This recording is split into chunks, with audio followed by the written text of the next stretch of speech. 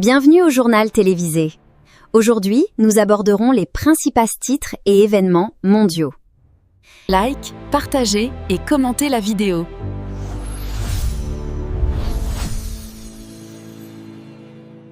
Moyen-Orient.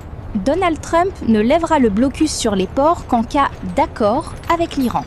À moins de 2 jours de l'expiration de la trêve entre les États-Unis et l'Iran, l'incertitude demeure totale sur la reprise de discussions entre les deux belligérants, sur fond de tensions accrues dans le détroit d'Ormuz, enjeu majeur du conflit. Donald Trump prévient d'ores et déjà qu'il serait très improbable que le cessez-le-feu soit prolongé. L'Iran prend tous les aspects en considération. L'Iran prend tous les aspects en considération en vue des négociations de paix avec les États-Unis et de là décidera de la marche à suivre, indique le lundi le ministre iranien des Affaires étrangères, Abbas Araghchi, à son homologue pakistanais Ishaq Dar, lors d'un entretien téléphonique consacré aux questions liées au cessez-le-feu entre les États-Unis et l'Iran. Il fustige également les menaces et l'agression des États-Unis à l'encontre des navires commerciaux iraniens, ainsi que ce qu'il a qualifié de position contradictoire et de rhétorique menaçante envers l'Iran. Très improbable que le cessez-le-feu soit prolongé.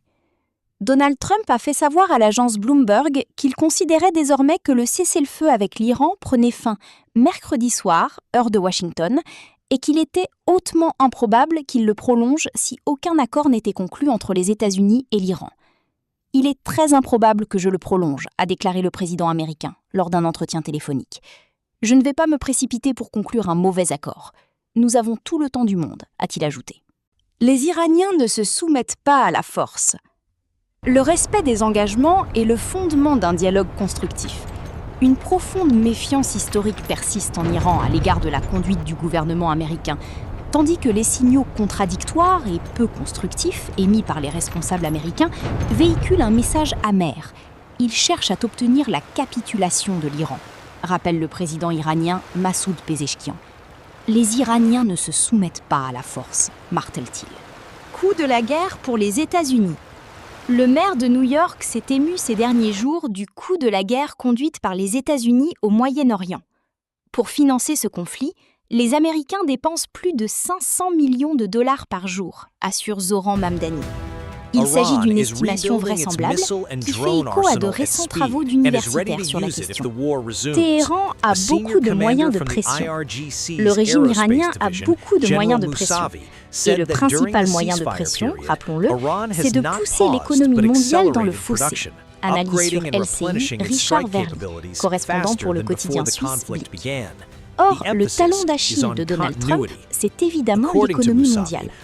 L'économie mondiale est interconnectée et celui qui a le plus à perdre dans un grand désordre économique mondial que peut provoquer l'Iran, c'est Donald Trump, juge-t-il encore.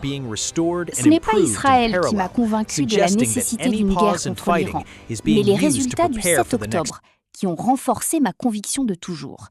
L'Iran ne doit jamais disposer d'une arme nucléaire, affirme Donald Trump sur Truth Social.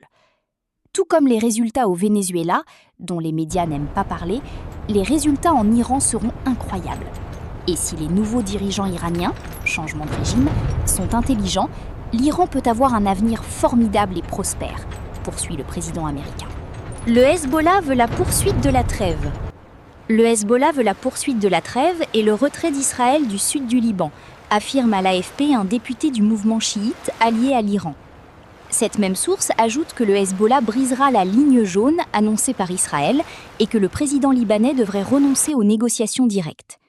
Cette ligne jaune, nous la briserons par la résistance, en faisant valoir notre droit légitime de nous défendre et de défendre notre pays, affirme Hassan Fadrollah, député du Hezbollah, dans un entretien à l'AFP.